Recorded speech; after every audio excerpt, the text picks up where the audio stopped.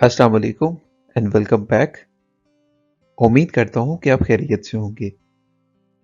ये video financial accounting series का हिस्सा है और आज की वीडियो में हम अकाउंटिंग की बेसिस को डिस्कस करेंगे।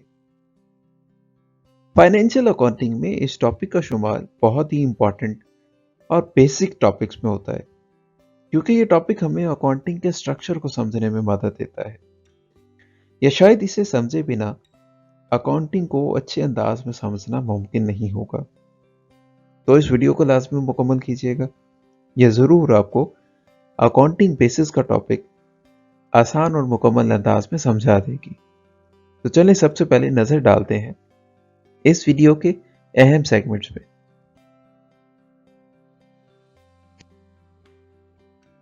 इस वीडियो में हम अकाउंटिंग बेसिस को समझने से पहले बिजनेस ट्रांजैक्शन और इसकी नेचर को समझेंगे और फिर हम दोनों बुनियादी बेसिस में से पहले कैश बेस और फिर अक्रूवल बेस और उसके साथ साथ इन बेसिस के अहम फीचर्स यानी मेरिट्स, डीमेरिट्स और बेसिक डिफरेंसेस को समझेंगे और आखिर में हम एक नई बेस टर्म यानी मॉडिफाइड या रिवाइज्ड कैश बेस को भी डिस्कस करेंगे।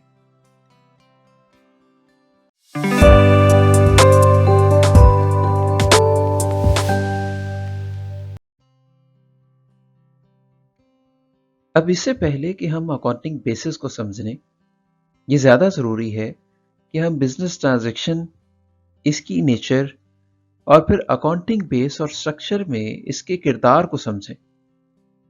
तो इस पहले सेगमेंट में हम बिजनेस ट्रांजैक्शन, इसकी नेचर और स्ट्रक्चर को समझने जा रहे हैं।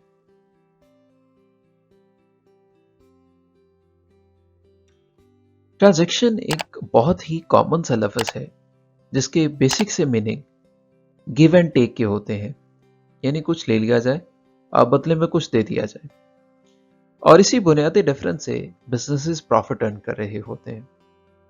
अब अगर हम बात करें अकाउंटिंग की, तो ट्रांजैक्शन को अकाउंटिंग का बेसिक या फंडामेंटल बिल्डिंग ब्लॉक कहा जाता है। बिल्कुल ऐसे जैसे एक बिल्डिंग ईंटों से मिलकर बनती है, अकाउंटिंग की इमारत डिफरेंट ट्रांजैक्शन से मिलकर बनती है। अगर हम बात करें इसके बिल्कुल सिंपल से मीनिंग्स की, तो that is exchange of interest between parties, यानी दो पार्टीज के दरमियान उनके फायदे और उनके ट्रस्ट एक्सचेंज हो जाए। लेकिन यहां पे अगर हम इसकी प्रॉपर डेफिनेशन लें, तो that is any business activity और event that involves the exchange of money or money worth, in fact goods, services or any other economic resources between two or more parties, which can be measured in terms of money and ultimately change the financial position of the business। यानी कोई भी ऐसी business activity या event जिसमें सबसे पहले तो exchange involve हो, पैसों का या कोई भी ऐसी चीज जो अपनी वैल्यू रखती हो। वो गुड्स हो सकती हैं, वो सर्विसेज हो सकती हैं, या वो कोई और इकोनॉमिक रिसोर्स हो सकता है। अब ये एक्सचेंज दो पार्टीज के दरमियान होना चाहिए और अब इस एक्सचेंज को हम मॉनेटरी टर्म में मेजर भी कर सकें। याद रखें, अगर हम इस एक्सचेंज को मॉनेटरी टर्म्स में मेजर नहीं कर पाएंगे तो हम इसे अकाउंटिंग रिकॉर्ड्स का, बुक्स ऑफ अकाउंट का हिस्सा भी नहीं बना सकते और अल्टीमेटली ये इवेंट बिजनेस की फाइनेंशियल पोजीशन को चेंज कर दे, तो ये इवेंट एक ट्रांजैक्शन कहलाएगी और यही ट्रांजैक्शंस मिलके बिजनेस के लिए प्रॉफिट जनरेट कर रही होती हैं।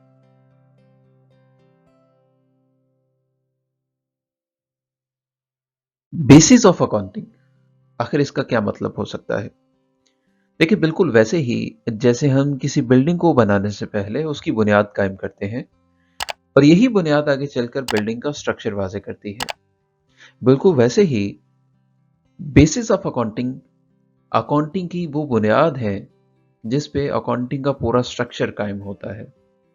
So basically it describes How financial activities means transactions are recognized and reported। यानी हम ट्रांजैक्शंस को बुक्स ऑफ अकाउंट में कैसे रिकॉग्नाइज करेंगे और फिर कैसे रिपोर्ट करेंगे। अगर हम इसे मजीद एक्सप्लेन करें तो basis of accounting refers to the framework or set of rules that an organization follows when recording, reporting, and summarizing its financial transactions and preparing financial statements। So basis of accounting वो framework या वो set of rules हैं जो एक organization follow करती है जब वो एक transaction को recognize करती है और फिर उसे books of account का हिस्सा बनाती है और अल्टीमेटली इसी से फिर फाइनेंशियल स्टेटमेंट्स प्रिपेयर होती हैं। सो बुनियादी तौर पे हर ट्रांजैक्शन को हम दो तरह के बेसिस में पुट कर सकते हैं। First one is cash basis and the second one is accrual और मर्केंटाइल बेसिस। चलें इसे मजीद डिटेल में समझते हैं।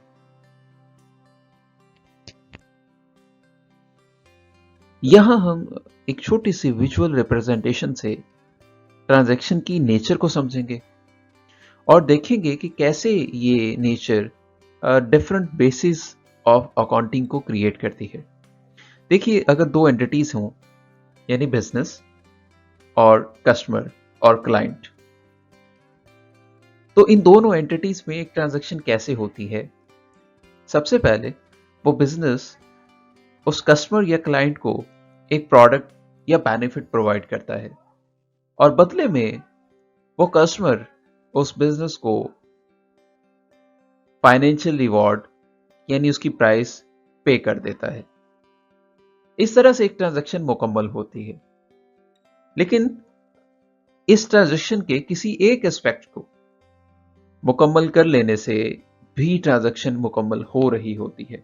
मिसाल के तौर पे, अगर बिजनेस प्रोडक्ट और बेनिफिट अपने कस्टमर को प्रोवाइड कर देता है तो ट्रांजैक्शन का एक पहलू मुकम्मल हो गया। अब ये डिपेंड करता है कस्टमर वो प्राइस या उसका फाइनेंशियल रिवॉर्ड फौरन पे कर दे या फिर उसे फ्यूचर के लिए डिले कर दे। ऐसे ही इसका दूसरा पहलू ये भी हो सकता है कि जो कस्टमर है वो फाइनेंशियल रिवॉर्ड यानी प्राइस बिजनेस को पहले पे कर दे और बिजनेस उसको प्रोडक्ट या बेनिफिट बाद में प्रोवाइड करे। सो इस पहलू पे अगर हम देखें तो अगर हम प्रोडक्ट को पहले मद्देनजर रख लें तो ये एक ऐसी बेस होगी जिसे हम अक्रूवल या मर्केंटाइल बेस कहते हैं। जबकि अगर हम कैश को पहले मद्देनजर रखें तो फिर ये एक ऐसी केस होगी जिसे हम कैश बेसिस ऑफ अकाउंटिंग कहते हैं। उम्मीद है इस विजुअल से आप इसे आसानी से समझ पाए होंगे। चलते हैं इसकी मजीद एक्सप्लेनेशन की तरफ ताकि हम इसे डिटेल से समझ लें।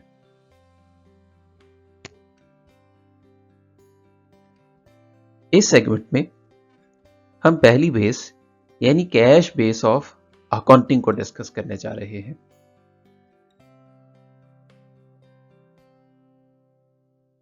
थ्योरेटिकल एक्सप्लेनेशन से पहले एक दफा फिर से रिव्यू कर ले। हमने अभी देखा कि किसी भी ट्रांजैक्शन के दो एक्शंस होते हैं। पहले बिजनेस प्रोडक्ट या बेनिफिट अपने कस्टमर को प्रोवाइड कर देता है और फिर कस्टमर उसके बदले में फाइनेंशियल बेनिफिट यानी प्राइस बिजनेस को पे कर देता है।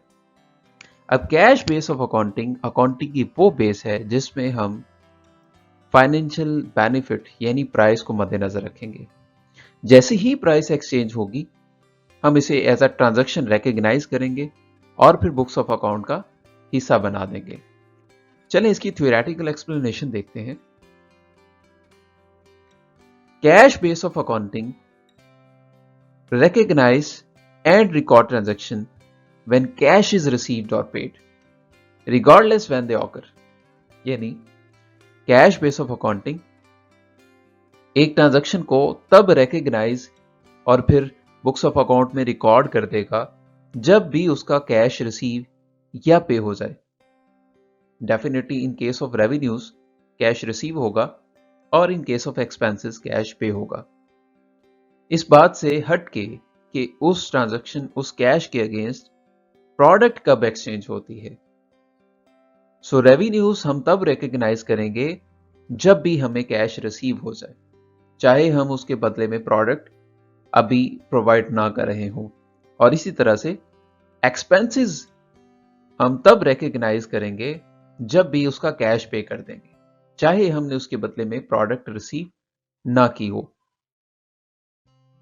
So cash base of accounting में एक्रूड या अनअर्न्ड इनकम्स नहीं होती, या इसी तरह से प्रीपेड और आउटस्टैंडिंग एक्सपेंसेस भी नहीं मेंशन किए जा सकते। अब इसका क्योंकि रिपोर्टिंग के साथ गहरा ताल्लुक है, सो जो कैश बेस ऑफ अकाउंटिंग है, इसका रिपोर्टिंग पीरियड एक्चुअल रिसीट्स और एक्चुअल पेमेंट्स का होगा। मिसाल के तौर पे हमने अगर मौजूदा साल में उसका कैश रिसीव और पे किया है और प्रोडक्ट हमने अगले साल में जाके उसको रिसीव या डिस्पैच की है, तो हम देखेंगे कि कैश किस अकाउंटिंग पीरियड में एक्सचेंज हुआ है। जिस अकाउंटिंग पीरियड में कैश एक्सचेंज होगा, उसी अकाउंटिंग पीरियड में हम उसे रिपोर्ट करेंगे, नेवरदलेस कि प्रोडक्ट कौन से अकाउंटिंग पीरियड में एक्सचेंज हो रही है।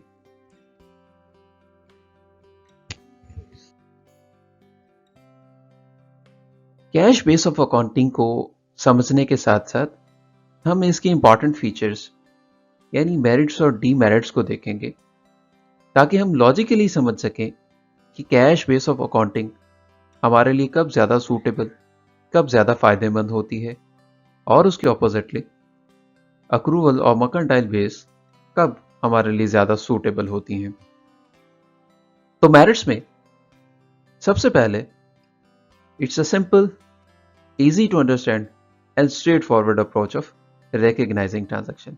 कैश बेस ऑफ अकाउंटिंग निस्बतन आसान, सिंपल और स्ट्रेट फॉरवर्ड अप्रोच है ट्रांजैक्शन को रिकग्नाइज करने की, क्योंकि ये सिंप्लीफाई कर देती है बुक कीपिंग को जस्ट विद फ्यू रिसीवेबल्स और पेबल्स। अब इसके लिए हमें कॉम्प्लेक्स किस्म की बुक कीपिंग या कॉम्प्लेक्स किस्म की अकाउंटिंग सिस्टम्स की जरूरत नहीं पड़ती। इस वजह से कैश बेस ऑफ अकाउंटिंग ज़्यादा आइडियल है, ज़्यादा सूटेबल है स्मॉल बिजनेसेस के लिए, स्पेशली सोल प्रोप्राइटर्स के लिए या any sort of small businesses के लिए।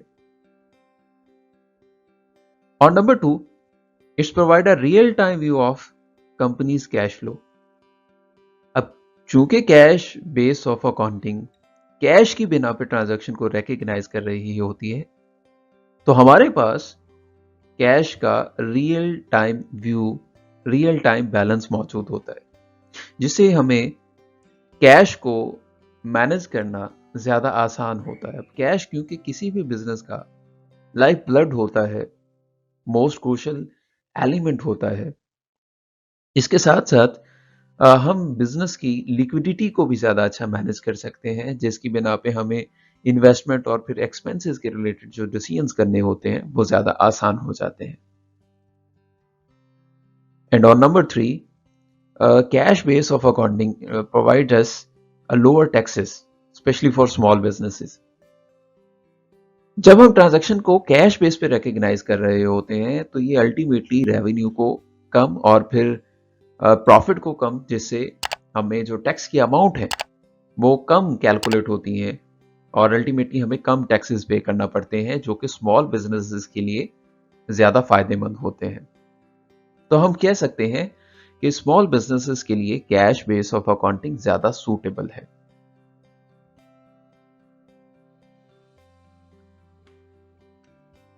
अब ये तो थे कैश बेस ऑफ अकाउंटिंग के merits, but on the other hand इसके चंद डीमेरिट्स भी हैं, जिसमें सबसे पहले its non compliance of accounting standards. यानी cash base of accounting accounting standards के साथ कंप्लाई नहीं करती, specially for financial reporting and specifically for larger businesses. अब जहां पे अकाउंटिंग स्टैंडर्ड्स यानी गैप और आईएफआरएस की तरफ से एक्सटर्नल रिपोर्टिंग की रिक्वायरमेंट्स होती हैं, वहां पे कैश बेस ऑफ अकाउंटिंग हमें सपोर्ट नहीं करता। इस वजह से अकाउंटिंग स्टैंडर्ड जो है वो अक्रूवल अकाउंटिंग को as a preferred method emphasise करते हैं या फिर रिकमेंड करते हैं। इसका दूसरा बड़ा डिसएडवांटेज कि ये कंपनीज की फाइनेंशियल पोजीशन को एक्यूरेटली रिफ्लेक्ट नहीं करते। देखिए, क्योंकि कैश बेस ऑफ अकाउंटिंग को हम ऊपर पढ़ चुके हैं, ये सिर्फ रिसीवेबल्स और पेएबल्स पे फोकस करता है, एडजस्टिंग एंट्रीज को इग्नोर करता है। अब जब एडजस्टिंग एंट्रीज को इग्नोर कर दिया जाए, जो कि बिजनेस की फाइनेंशियल पोजीशन को समझने के लिए बहुत ज़रूरी होते हैं, तो ये एक चैलेंजिंग हो जाता है कि बिजनेस की प्रॉफिटेबिलिटी या फिर बिजनेस की लिक्विडिटी को एक्यूरेटली समझा जा सके। So cash base of accounting का दूसरा डिमेरिट ये हो सकता है कि हमें बिजनेस की फाइनेंशियल पोजीशन को एक्यूरेटली डिस्प्ले नहीं करना देता। नंबर 3 पे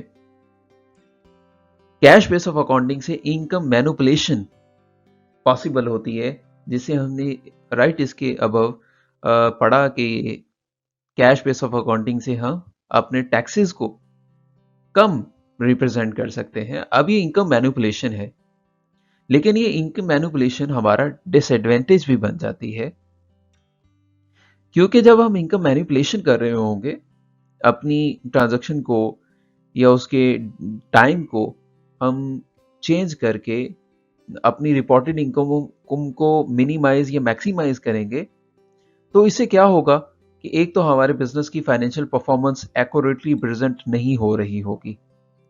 इसके साथ साथ ये जो मैनिपुलेशन है, ये जो फाइनेंशियल ट्रांसपेरेंसी है या फाइनेंशियल इंटेग्रिटी है, उसके कंसर्न्स को बढ़ा देगी। डेफिनेटली सोचा जाएगा कि जो हमारी इनकम्स रिप्रेजेंट की जा रही हैं स्टेटमेंट पे, वो एक्यूरेट नहीं है। इसके साथ साथ ये ग्रोथ को सपोर्ट नहीं करता। हर बिजनेस की ख्वाहिश होती है कि वो ग्रो करे, और वक्त के साथ साथ बिजनेसेस ग्रो करते हैं। तो जैसे जैसे बिजनेस ग्रो करते जाएंगे, कैश बेस ऑफ अकाउंटिंग उनके लिए सूटेबल नहीं रहेगा।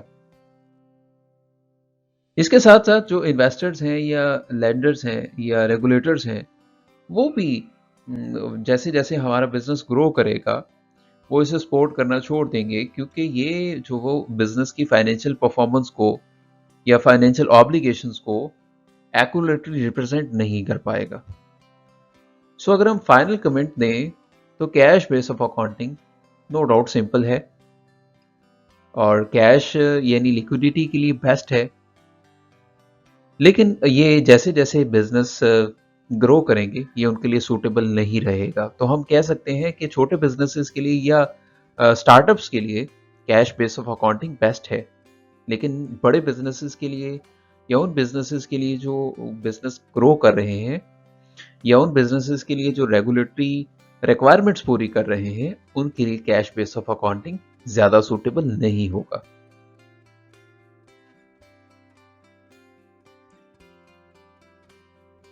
इस सेगमेंट में हम second base of accounting means accrual या मर्केंटाइल बेस ऑफ अकाउंटिंग को डिस्कस करने जा रहे हैं।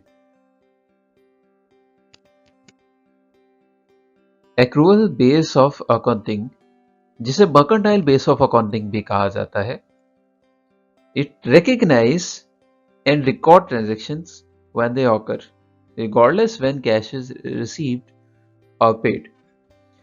सो अक्रूवल बेस ऑफ अकाउंटिंग की वो बेस है, वो बुनियाद है जो ट्रांजैक्शन को तब रिकॉग्नाइज और रिकॉर्ड करती है जब वो एक्योर हो जाए, मींस उसके प्रोडक्ट एक्सचेंज हो जाए।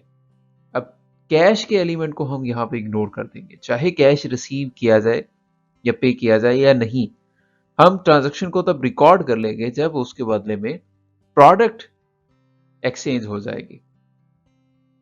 अब अक्रूवल बेस ऑफ अकाउंटिंग में रेवेन्यूज को हम तब रिकॉग्नाइज या रिकॉर्ड करेंगे जब वो अर्न हो जाए, मींस हमने उसके बदले में प्रोडक्ट या सर्विस डिलीवर कर दी हो, चाहे हमने उसके बदले में कैश रिसीव ना किया हो। और बिल्कुल इसी तरह से एक्सपेंसेस को हम तब रिकग्नाइज या रिकॉर्ड करेंगे जब वो हो चुके हों, यानी हम एक्सपेंस कर चुके हों और उसके बदले की प्रोडक्ट या बेनिफिट को रिसीव कर चुके हो, अब चाहे हमने उसके बदले में कैश पे ना किया हो। अब अक्रूवल बेस में कैश बेस के ऑपोजिटली एडजस्टिंग एंट्रीज काउंट होती हैं।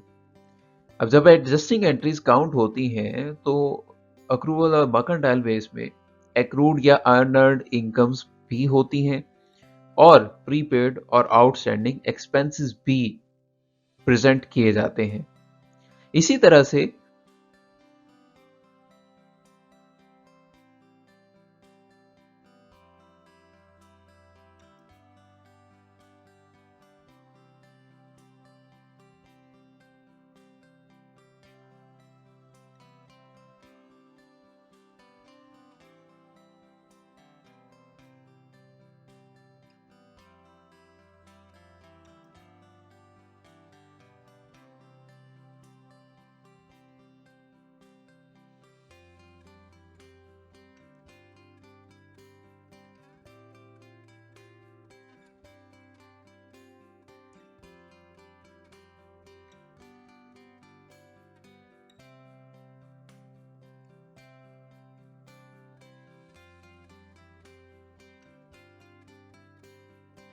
अब हम अक्रूवल बेस ऑफ अकाउंटिंग के कुछ मेरिट्स और डीमेरिट्स डिस्कस करने जा रहे हैं, जिसमें सबसे पहले तो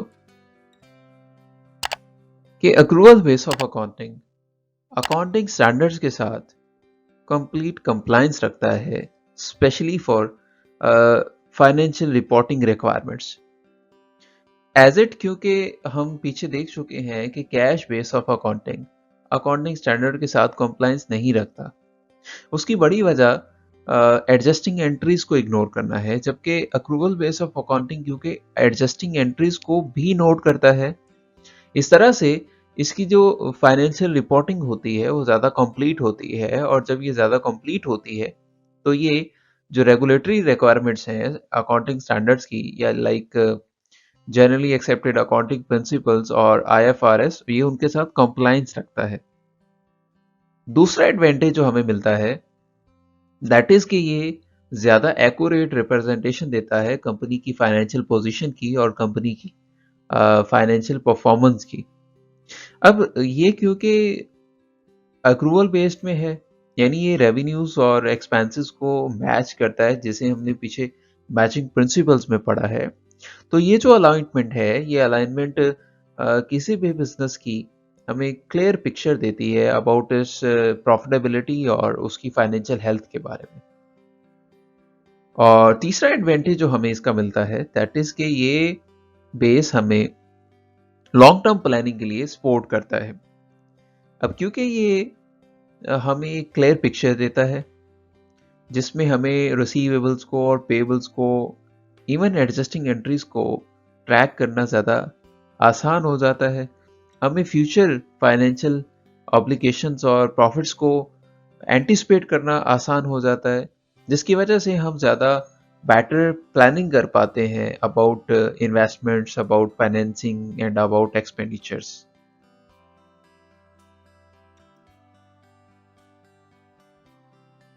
मेरिट्स के बाद अगर हम अक्रूवल बेस के डीमेरिट्स की बात करें तो सबसे पहले इसकी कॉम्प्लेक्सिटी।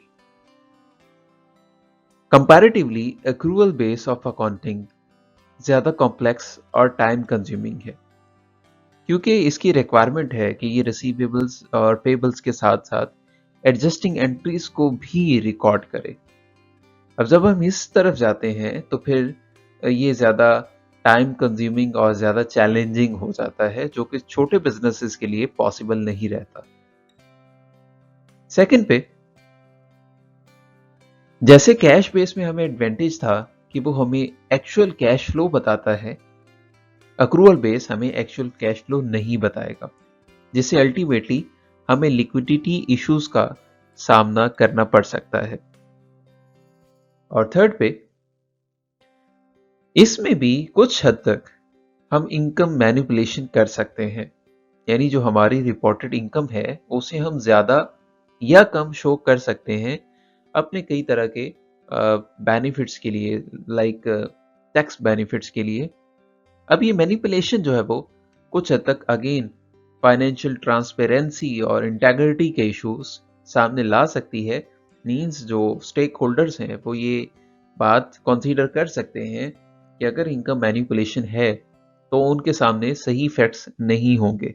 जब उनके सामने सही फैक्ट्स नहीं होंगे तो अगर वो इनकी बिना पे डिसीजंस करेंगे तो वो भी ज्यादा मुनासिब डिसीजंस नहीं होंगे।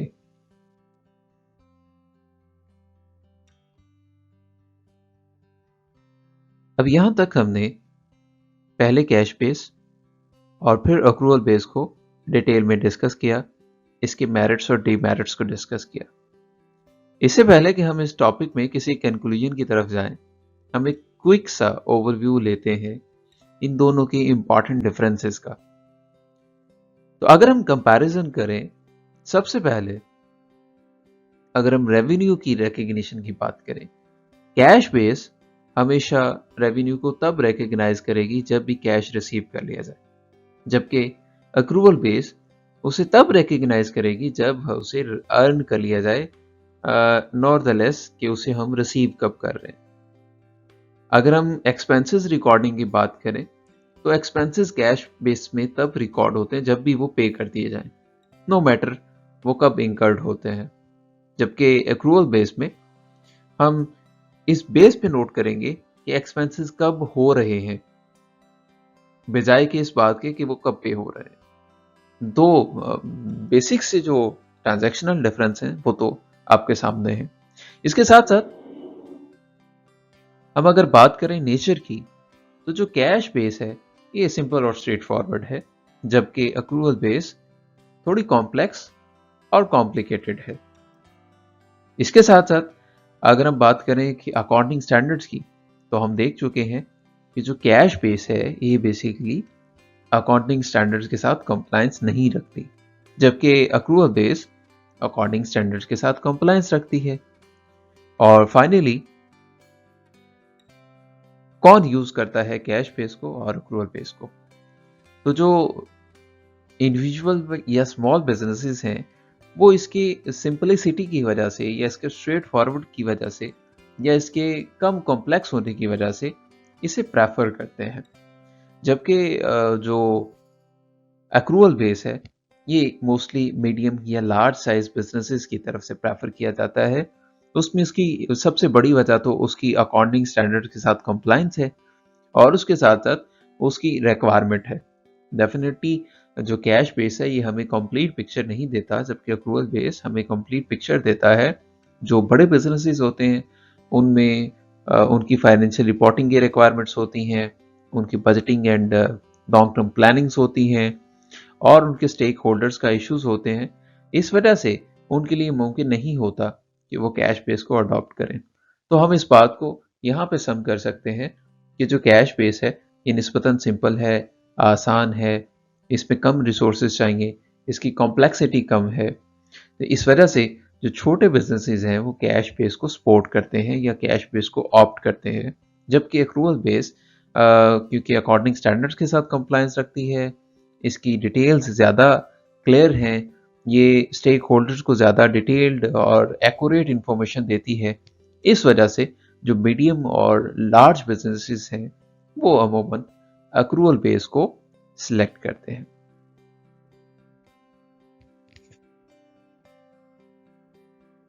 इस टॉपिक को वाइंड अप करने से पहले हम third and last accounting base को डिस्कस करेंगे, जिसे modified cash base of accounting या hybrid cash base of accounting कहा जाता है, को डिस्कस करेंगे और उसके साथ ही ये टॉपिक मुकम्मल हो जाएगा।